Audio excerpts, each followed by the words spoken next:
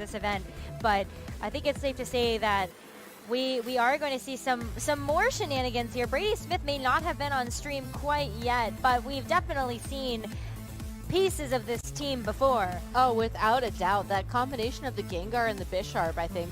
You had the pleasure of casting a very similar team the other day, and Yes, those two were just very, very powerful together. You know, Bisharp having access to the Defiant ability, which will really punish the Intimidates that the Arcanine on Eduardo's side of the field will be bringing to this match. And it's something that you have to be very careful about. You have to play around. Looking at how Brady's team matches up against Eduardo's, you know, I think there's a lot of interesting potential there for the Bisharp to do some work. Getting access to, you know, same type attack boosted dark type attacks is going to be huge against that Gourgeist. You know, Sucker Punch is always something that is a lot of fun to sort of have on your side, but very difficult to play around if you're the opponent. And just interesting attacks. You know, I love the Conkeldurr on there to cover the possibility of Trick Room. You know, he can also cover the Durant on Eduardo's side of the field. So I think Eduardo's going to have to think very hard about how he wants to approach this battle, because Brady has a lot of options to sort of handle the Durant, handle the Tyranitar, and the Gastrodon and the Togekiss we've seen do so well for him in the past couple days of this tournament.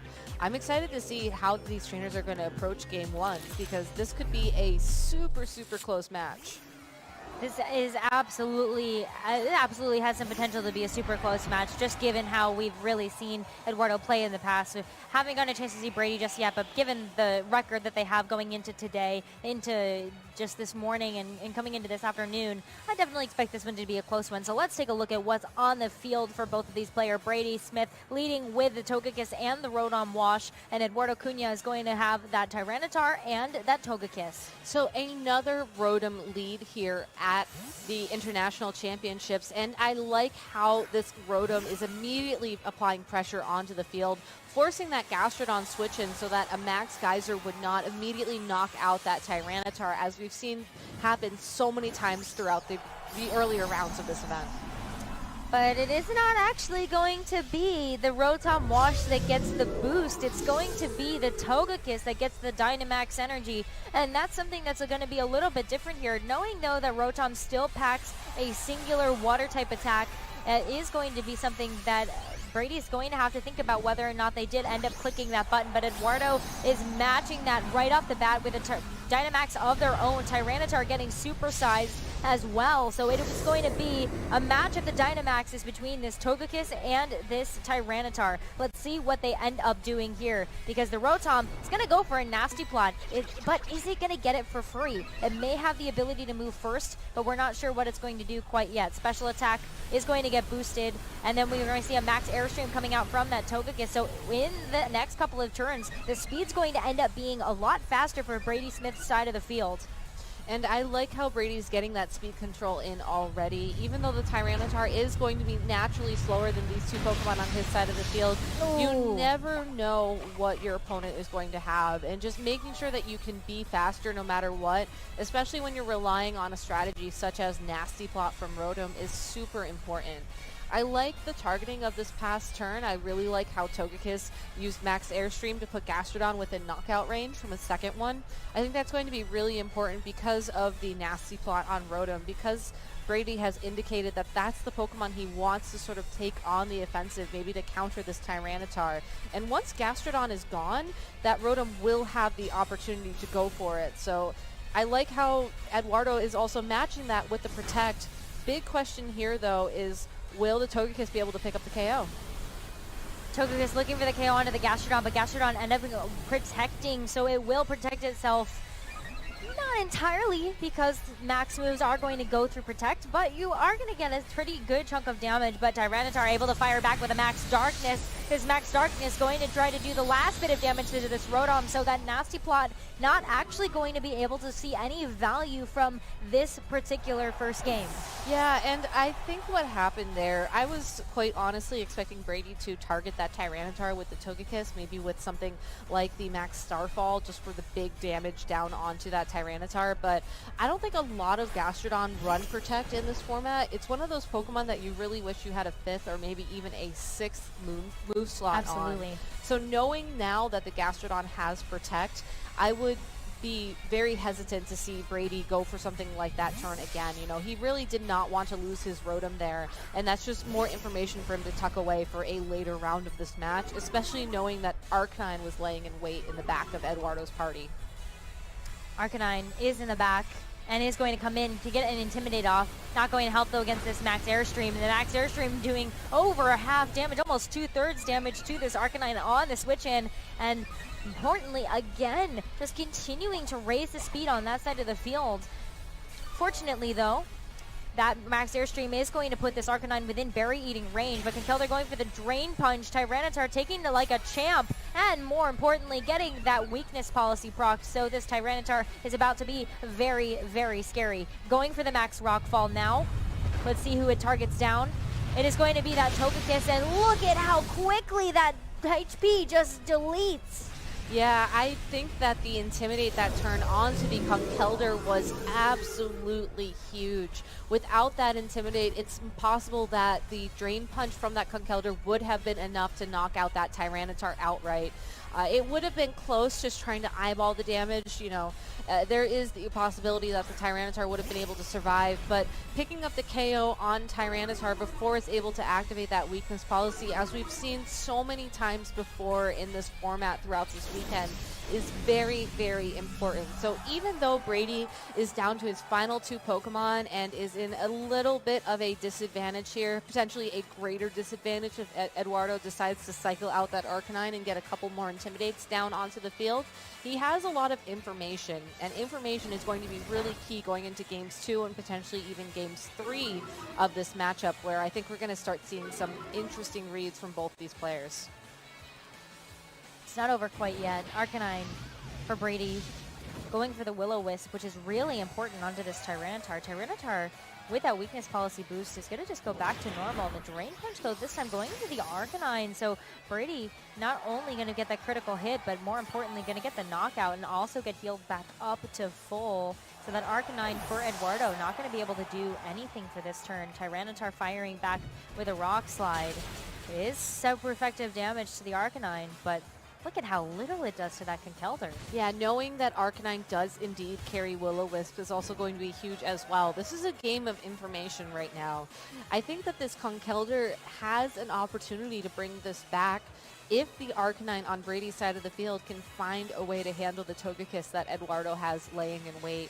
You know, between the burn and the fighting type moves on the Conkeldurr, I don't think Tyranitar is necessarily something that Brady has to worry about anymore.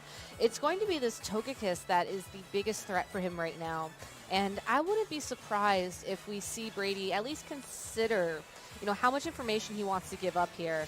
Knowing how much damage the Togekiss does to the Conkeldurr after a Snarl for games 2 and again potentially games 3 is going to be really important. So I liked how he went for that here. We'll have to see how close it gets to a knockout. I agree. Dazzling Okay. Gleam. So It gets close. it gets close, but without the critical hit and with the Snarl, it still did less damage than I was honestly anticipating. That could be an indication that this Conkeldurr is holding a Assault Vest, especially if it's carrying Ice Punch. That's such a unique move that you don't otherwise see. Ooh. All Pokemon hanging on for this turn, and the Sandstorm going to subside, so no more chip damage coming out onto those non-ground type Pokemon. So Brady does have an opportunity here to go for a second Snarl and a second Ice Punch. That will leave himself open to another Rock Slide from that Tyranitar, but Rock Slide can miss, and if this Arcanine is able to find itself staring against the Gastrodon and the Togekiss, it's very, very possible that Brady might actually get a win out of this match. It's super close, even though both these trainers are just down to the wire, but unfortunately for Brady, one of the benefits of running the Super Luck Togekiss with something like a Scope Lens is that those critical hits will ignore any stat changes on the field, and that is exactly why that was an easy, clean KO after doing so little damage the previous turn. I love that tech onto Togekiss. I know a lot of people are like, "Hey, you know what? It's not so great. It's a little stinky." But I kind of like it. I kind of like it because it allows for you to get those knockouts in situations where you might otherwise not be able to completely finish the job. So I think that was really great heads-up play from Eduardo, and of course a little bit lucky on the side. Yeah, it's a interesting form of consistency because when you think about Pokemon, you think about wanting to find these strategies that will consistently get you wins in a game that is really riddled with a lot of, luck, a lot of random numbers, a lot of, move misses or what have you. But by having a Togekiss with super luck, knowing that a lot of people look to a move like Snarl or maybe even like those max moves that can lower special attack as a way to sort of mitigate damage, you can say, given this situation, given the board state, I have a chance of just doing my normal amount of damage regardless. And again, Togekiss is such a unique Pokemon to actually take advantage of that. What we saw play out in that game 1 was, I think, exactly why you want to run something like Super Luck over something like Serene Grace. You need that damage, especially when otherwise that Conkeldurr was set up to use Drain Punch to just consistently recover and eventually pick up the KOs. I like how Eduardo also played around the Tyranitar getting burned on their side of the field, only because that could have been disastrous if that Tyranitar had to be the last source of damage.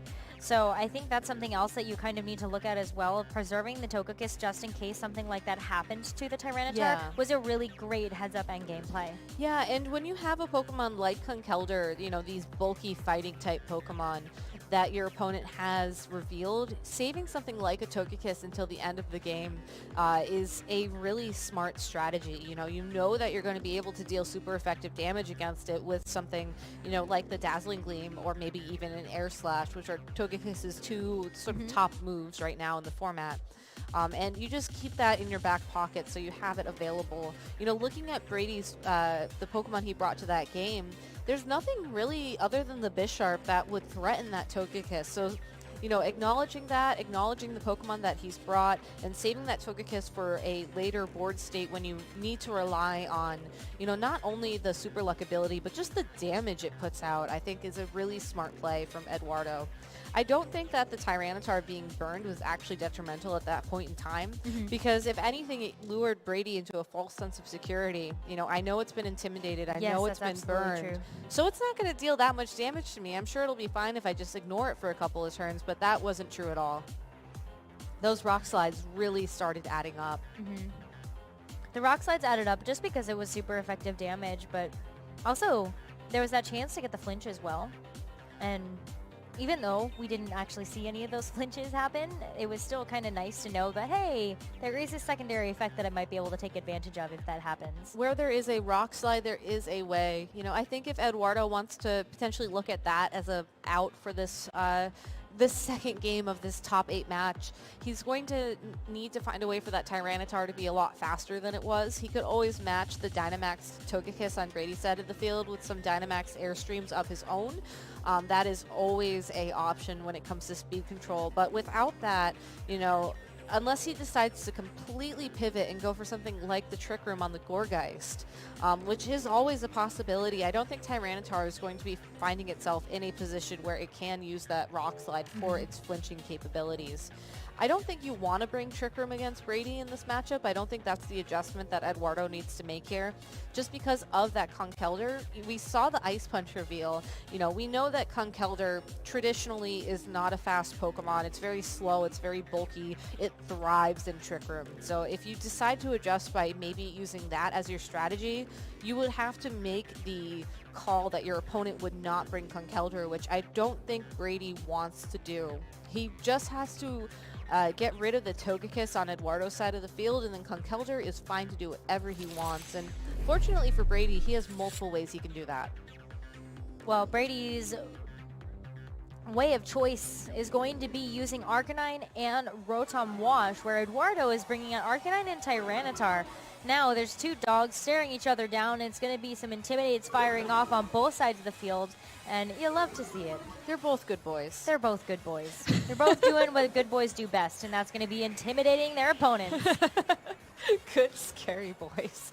But no, I like how the Rotom again is making an appearance for Brady as a lead here. He's forcing Eduardo almost to reveal the Gastrodon just by having that Rotom on the field threatening that Hydro Pump. And I think that's a great information point for Brady to be able to force that so early on in game 2. Oh, the Rotom, though, is going to miss this Snarl. That's going to be really important. That's because Rotom is such a huge special attacker, but the Snarl firing back from Brady's Arcanine isn't going to get those misses. In fact, just the icing on top of the cake there is going to be that critical hit onto the Gastrodon switch-in. So Rotom gets a chance to have a free Nasty Plot with no effect of that Snarl whatsoever. So it has 2 turns where it can sit in front of this Gastrodon and this Arcanine and not care as much about the Snarls being fired back at it. I like that, again, Brady, just by having this Rotom Wash on the field, and this is a strategy we've seen throughout the weekend, forces the Gastrodon to be revealed from Eduardo. And thanks to the Nasty Plot, this Rotom can go for those electric type attacks into the Arcanine pretty safely. So Brady already has a lead in momentum here, and I'm curious to see how Eduardo's going to try and catch up.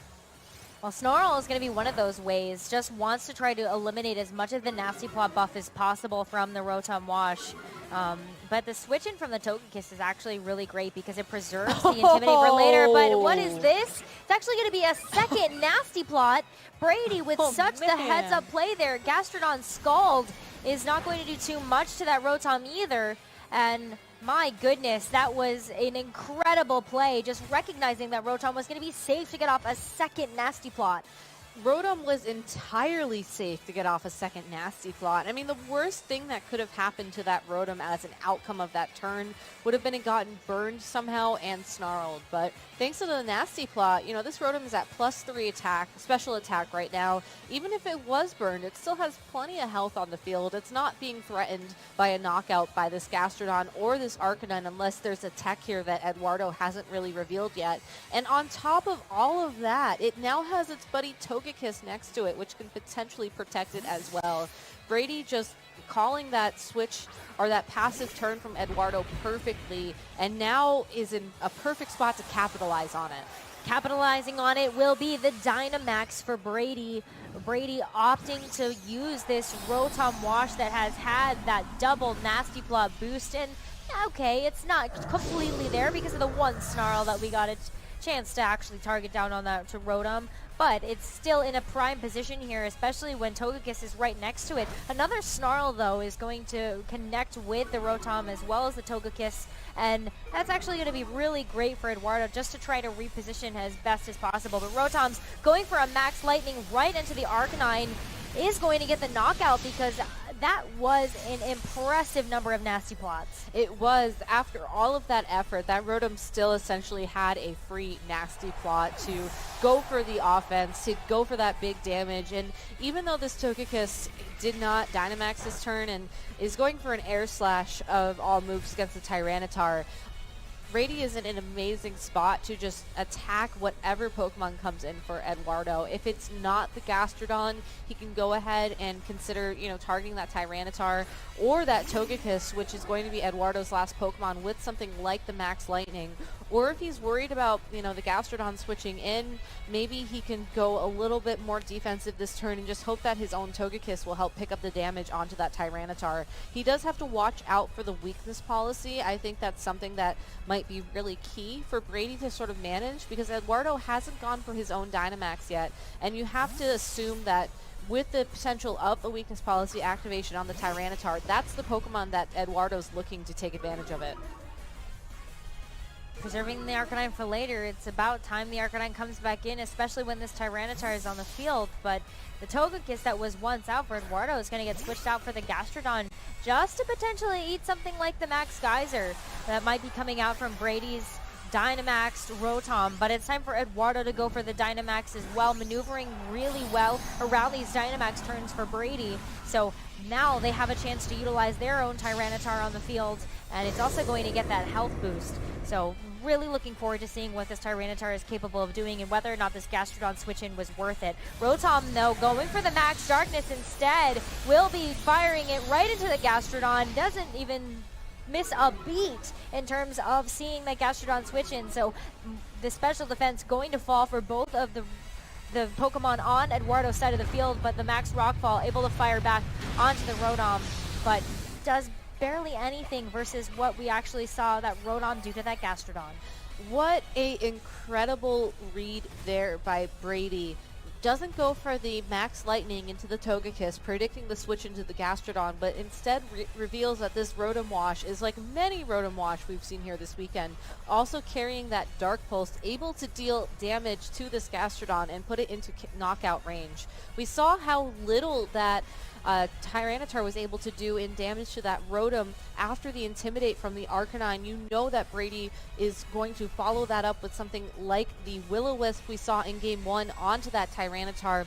So Rotom is essentially unthreatened in its Dynamax form, ready to take advantage of those 3 turns to the best of its ability. Eduardo needs to find a way to knock out this Rotom through the Will-O-Wisp potential, through the Intimidate, in order to remain in this game. Arcanine going to, to use that Will-O-Wisp to get the burn onto the Tyranitar and another Max Darkness. Oh, we saw how much it was going to be man. able to do, but that Gastrodon able to hold on, even with the critical hit. Through Protect. Through the Protect. That was so much damage, and the special defense drops are starting to add up onto this Tyranitar as well. Tyranitar now firing back with a Max Darkness of its own, but look at how little damage that does. That Rotom Wash is so safe. It's gotten so much value from these 3 turns of Dynamax that it has been able to have. Fortunately, these special defense drops will come into play later once Eduardo's Togekiss returns to the field, and that might be what Eduardo is thinking in terms of how to utilize this Dynamax to the best of the ability. You know, it's not going to be doing damage anymore because of the Intimidate, because of the burn, but if you can drop Rotom's special defense enough stages, and even Arcanine's too, so that Togekiss can come in and deal big damage and get those KOs and win this match, that is your win condition. Brady just needs to, you know, finish up the KO on Gastrodon, can easily be done with something like a Snarl, pick up the KO onto this Tyranitar, and then we're looking at a Game 3. So just really well played adjustments from Brady, going for those nasty plots and using this Rotom as the core of his strategy. Rotom has been such a pivotal Pokemon for Brady, and Rotom's going to still try its best, was hoping to get the switch in onto the Togekiss, but unfortunately got the Thunderbolt into the Protect instead, and still not enough. This Max Rockfall just continuing to chip away damage, but not really secure the knockout. Does bring back the Sandstorm, which will help Tyranitar's special defense, though. It will. Which, again, is going to be important moving forwards. We still haven't seen that weakness policy activate on Tyranitar yet, and even though Tyranitar is burned, is intimidated, if it is hit by a super effective attack, you know, it's possible that something like a critical hit will give Eduardo the opening he needs to win this game. So I like how he's keeping that option open. I like that he's also keeping the chip damage on the field. He doesn't even have to knock out the Rotom with an attack this turn. The Sandstorm will take care of that for him. Absolutely. So he can go ahead and focus on that Arcanine, or just click Rock Slide and, you know, maybe try to get an attack in with the Gastrodon. But again, Eduardo needs to find a way to set up this Togekiss in order to win for him, knowing that it's going to be the Rotom, the Arcanine, and the Togekiss left for Brady. And the Conkeldurr as well. And the Conkeldurr. Conkeldurr opting to preserve the Rotom maybe for a little bit later, but the Conkeldurr now switching in its stead. Arcanine going for the Snarl is not going to get any damage onto the Tyranitar that has gone for that Protect, but will get enough to get the knockout onto the Gastrodon. Knowing that the Togekiss is going to be Eduardo's last Pokemon alongside of this Tyranitar, I think that sending in Conkeldurr is a very good play for Brady, because he's preserving the one Pokemon that can threaten this Togekiss without question on Eduardo's side of the field. It's possible that this Conkeldurr could pick up a knockout onto this Togekiss with a couple of Ice Punches. It's not intimidated. There's no threat of the Intimidate anymore onto it. But given how much damage we saw it do last game after the Intimidate, I don't think one hit is going to be enough, whereas this Togekiss can easily pick up a KO with something like a Dazzling Gleam crit or an Air Slash before Conkeldurr. So going for the Mach Punch KO on Tyranitar is great here. It ensures that the Rotom on Brady's side of the field will have the opportunity to, you know, target this Togekiss down eventually, but it's going to be a really tough ask, and this Togekiss is going to need several critical hits in order to get there. Well, we'll see whether or not I can get the first critical hit, but that's not going to be it. It's just going to be super effective damage. And unfortunately, even the critical hit wouldn't have been enough to get the knockout either, just based on how much we saw that air slash do. So this is going to be an uphill battle for Eduardo to climb, but this was a great adjustment by Brady in order to make sure that they had a leg in this match. You have to keep in mind that the Snarls will continue to lower Togekiss' damage output for the situations where it does not get a critical hit. But given the fact that Arcanine has switched away from Snarls and is going for Heat Wave instead, I think that Brady has gotten the magic number of damage he was hoping for onto that Togekiss and is most likely going to go straight for the Thunderbolt into the Togekiss in this next turn. That being said, Sandstorm is still on the field, and it is possible that if this Togekiss is carrying Protect, as we've seen some of them do, Togekiss could Protect and try and stall out the remainder of the Sand, but with Brady's own Togekiss still in the picture as well, again, there's as much damage as possible onto the Togekiss, stall out this weather as long as possible before Rotom returns to the field, and that should be an easy win condition for Brady. Just very well adjusted, and I'm curious to see how Eduardo is going to stop this Rotom Wash from just dominating going into Game 3. I think he was hoping that the Gastrodon would do enough damage or would otherwise be threatening enough with that Storm Drain ability to stop the Rotom, but thanks to the presence of the Nasty Plot and the Dark type attack, that's just not the case. Yeah, a lot of the switches that Eduardo had to make made it feel like Eduardo was playing very safe, and in turn that means that there's not too much that you get a chance to do yourself when you have to make all these switches. So maybe think about that a little bit for the next game. But this was been an incredible series so far between Brady and Eduardo, where they're both tied 1-1 at the moment, and this is going to come down to the Game 3 to see who's going to advance forward. Yeah, one thing interesting to me that was just revealed in that last turn was that Brady's Togekiss is potentially faster than Eduardo's. When we were talking about adjustments going into Game 2, I mentioned that Trick Room might not be something that Eduardo would want to go for, given the fact that a Pokemon like Conkeldurr excels in it. But if Eduardo is, this is essentially his last game, potentially, in this championship series, everything is on the line for him at this moment. If he's worried about Rotom simply being faster and simply being aggressive, like we've seen in that second game, and to a certain extent in Game 1 from Brady, and you want to really try and catch your opponent off guard, Trick Room would be the way to do that. It's a risk. You have to make sure, capital letters, bold, underlined, italics, all that stuff, maybe even blinky text, that you have an answer for the Conkeldurr. But if you can maneuver your way through Trick Room with Togekiss on the field so that Conkeldurr is KO'd prior to everything else sort of working out in Brady's favor, then Trick Room would be the best way to do that. It's interesting to me that Brady is the only person we've seen throughout this series go for any form of speed control with those max airstreams on his own Togekiss. Usually when you're playing in these high-level matches, you want to have a speed control option available just so that you can counter any speed control that your opponent brings. But Eduardo has been very comfortable just rolling with whatever Brady does. But in order for him to move on to top 4 in this tournament, he needs to disrupt Brady's strategy. And outside of the potential Trick Room for the Gourgeist, he could also look at that Durant to try and deal big damage to just power through whatever Brady's going to bring. But given Brady's use of Arcanine, given how he's had the Conkeldurr, I don't think that's the answer. I think Eduardo either has to hope for something more like Game 1 or find a way to eliminate the Rotom Wash. Those are his win conditions. Yeah, I'll be honest, I don't know if Durant's going to be the right play. I've seen it a couple of times where a lot of players will go for the Durant on that third and final game, and unfortunately it just doesn't quite work out for them. So I'm glad that on the leads here we're not seeing a Durant just yet. Maybe it's in the back, maybe you can play around it, but it will be Brady Smith with the same leads as we've seen a couple of times now. It's going to be the Arcanine and the Rotom Wash, and Eduardo matching the Arcanine at least with that Tyranitar in tow. So same leads to Game 2, just maybe a bit of a different game plan.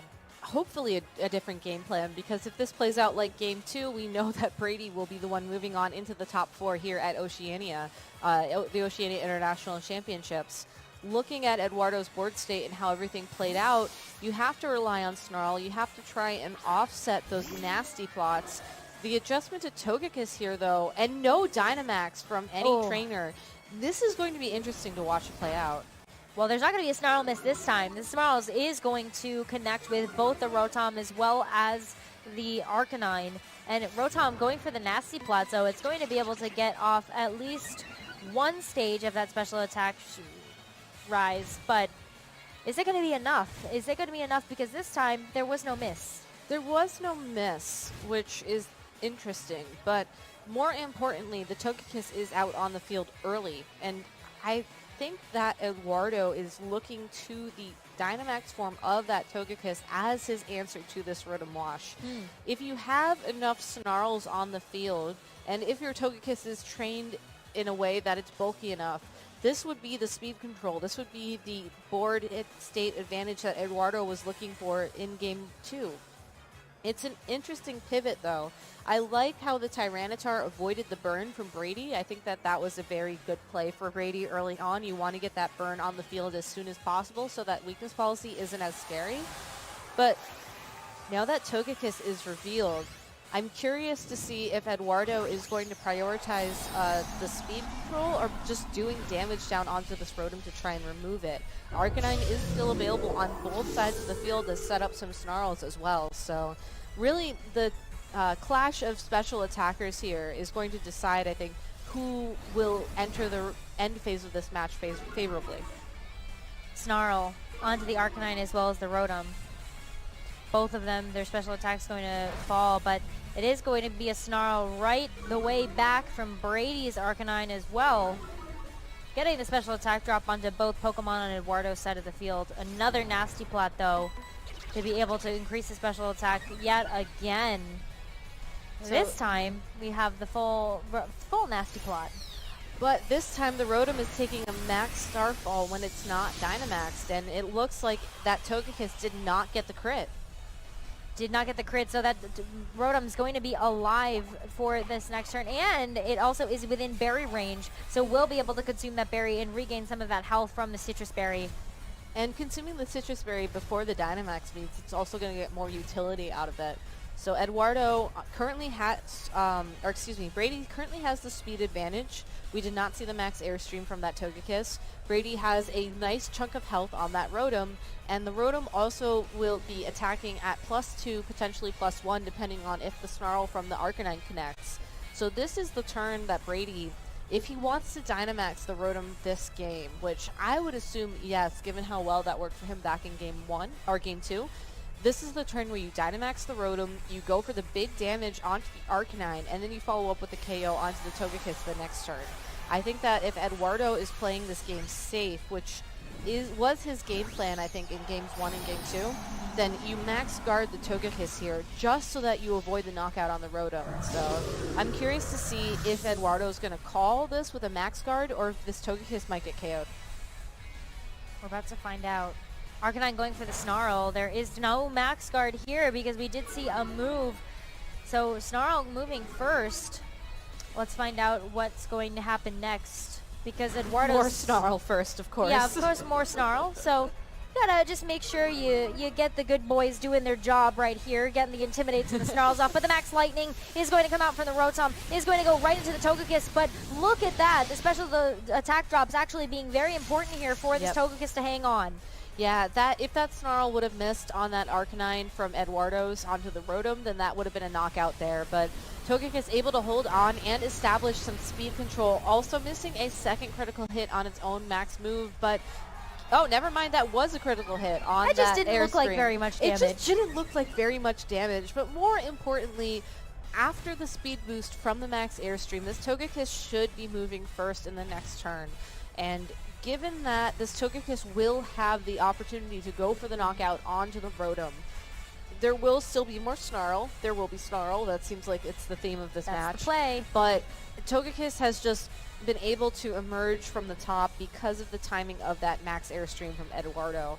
Prioritizing the speed control there was definitely the play, and also gives his Arcanine the benefit of moving first too. Not that these Arcanine are going to be dealing much damage to each other. I think going for trading Snarls back and forth is probably the best thing they can both do to support their partners. But still, really different board state, even though we're seeing sort of the same thing play out turn after turn. More Snarls, the theme of the match. Again, it's a good Just theme. a couple more, but the Max Starfall, that means the Togekiss is able to move first. Max Starfall, we saw how much damage it did before. It's not going to matter how much damage it does now, because all it matters is it is going to be the knockout. I don't even think that critical hit mattered. And Togekiss actually outsped the Arcanine on Brady's side of the field as well, which may be interesting going into the next turn depending on what Pokemon Brady sends in. If it's going to be that Conkeldurr, that means that this Arcanine will be unable to use another Snarl to lower that Togekiss's special attack and also put that Conkeldurr in a position where it'll be dealing some big damage. I think that if Brady brought his Togekiss to this game, like we've seen in previous games, you have to send it out on the field now because you need that Togekiss to get KO'd before revealing the Conkeldurr. It's possible you could be a little bit bold and go for a Mach Punch to try and pick up the knockout onto Togekiss, but again, that is such a big play. Unnecessary risk. You know that Togekiss is going to be taking burn damage. You know it's going to be taking sandstorm damage if it wasn't going to run out the next turn. You just have to sort of play this game out slowly. And again, Eduardo switching out the Togekiss here is saving it so that when the Conkeldurr is revealed as Brady's last Pokemon, if he brought it, it's ready to pick up those KOs. I would agree with that. Save the Togekiss for a little bit later. Even though it's burned, it is going to be able to get off some impressive amounts of damage at the beginning. But more Snarls from both of these Arcanine. Not anything too different there that we don't expect. Special attack drops especially something that we are definitely used to here. But here's that Dazzling Gleam. Doesn't really do too much damage though, but more importantly, it's going to prop that weakness policy from Tyranitar, and Tyranitar now going to have so much utility in this match. Unfortunately, the Sandstorm is going to subside though. I think Brady was hoping that the Tyranitar would have switched in the turn a little bit earlier to connect that Will-O-Wisp onto it, but the Arcanine still will outspeed. That Tyranitar wasn't on the field when Togekiss was going for those airstreams to pick up speed, so it can threaten the burn on top of it, but unlike previous games, there is no Intimidate, so it'll just be the burn and the weakness policy, which is still going to be dealing a massive amount of damage. I like how Eduardo has positioned this. I think switching into the Dazzling Gleam there was a really smart play. And if Tyranitar is able to pick up a knockout here, especially against something like this Conkeldurr, this could be the out he was looking for. Arcanine going for Protect. Not totally the out yet, but Tyranitar going for the Rock Slide. No Snarl. No Snarl, yeah. It is a little bit different, so that's kind of nice that we're going to have a chance to see something just a little bit different here, but the Rock Slide from the Tyranitar will at least be able to connect with the Conkeldurr. Yeah, I wonder if the Mach Punch from Conkeldurr would be enough to knock out Tyranitar at this range. It did so much damage against the Tyranitar in Game 2. I would wonder if Brady feels comfortable going for it. I think I would if I were in his situation, just because I wouldn't want that Tyranitar to threaten the knockout onto my Arcanine with something like another Rock Slide. That Gastrodon isn't going to be dealing a lot of damage to Conkeldurr either. Keeping Arcanine around, I think, is really going to be important to just keep those Intimidates available in case you need them. But if you're able to remove the Tyranitar and not have to worry about Rock Slide against your Togekiss, that would definitely be one thing that would really open up this board for Brady quite nicely. Just another example on the field of how really protecting your Intimidate Pokemon is so important, but look at that. Intimidate was huge. Yeah, that was really big brain plays coming out there, because that is going to be a knockout onto the Togekiss from that Rock Slide. It's just a great example of why preserving your Intimidate Pokemon is so important. Exactly. The Togekiss is gone.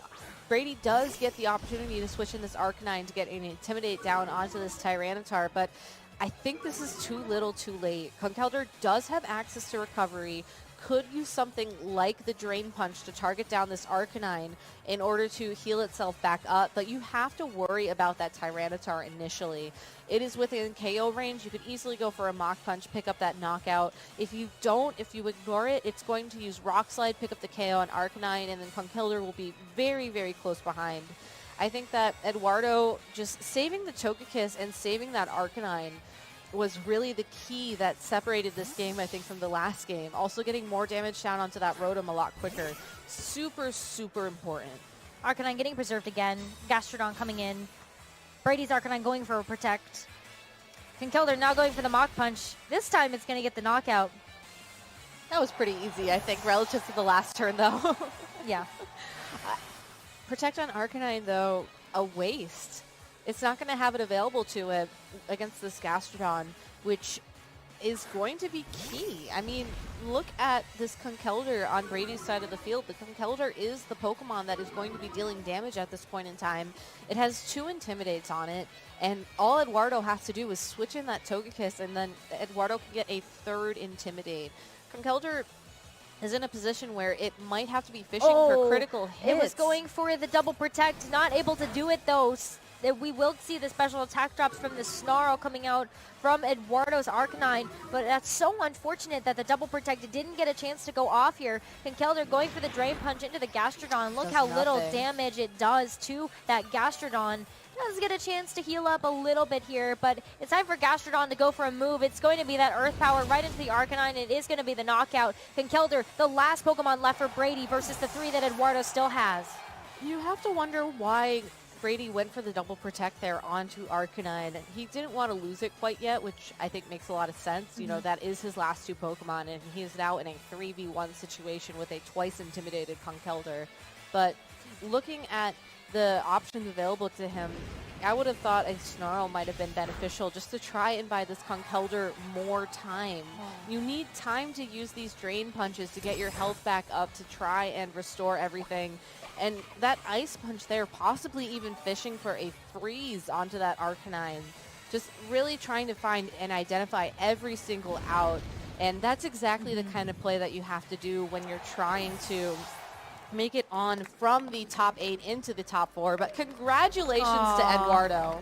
Congratulations to Eduardo. Congratulations to Brady Smith as well, because that was still phenomenal gameplay from Brady, and making it up to the top 8 is definitely an accomplishment that you'd want to put on your player profile for a future event. I think that knocks out, I don't know, one of the Connecticut regional finishes, I think. I think agree. International top 8, definitely an accomplishment. So congratulations to Brady. Really, really well played. It's insane to me that he went 5-0 in Swiss today to make it into top 8. Yeah, his back was against the wall, you know, the entire time throughout this tournament today. So congratulations to him on an amazing finish, and congratulations to Eduardo as well. The man is still alive. He is still the person to beat going into this tournament, and with that win, he is one step closer to being a back-to-back international champion, which is super exciting. That is super exciting. You're 1 win away from having a shot at the coveted title of the 2020 Pokemon Oceania International Champion. Again. Well, I guess technically not again, Well, but it's also 2019 again. versus 2020. I mean, It's like 1 number different, right? It's a digit different. It's different enough that they can't take it from you. Exactly. So it's definitely a title that I know Eduardo and every other player here is trying to go for. It's definitely one that looks great on the resume. And again, for Brady, this has been a spectacular run. Just thinking about how many rounds of Swiss that Brady had to go through yesterday, 9 whole rounds, plus the 5 rounds this morning in order to make it to top 8. Unfortunately, the undefeated run is going to end here, but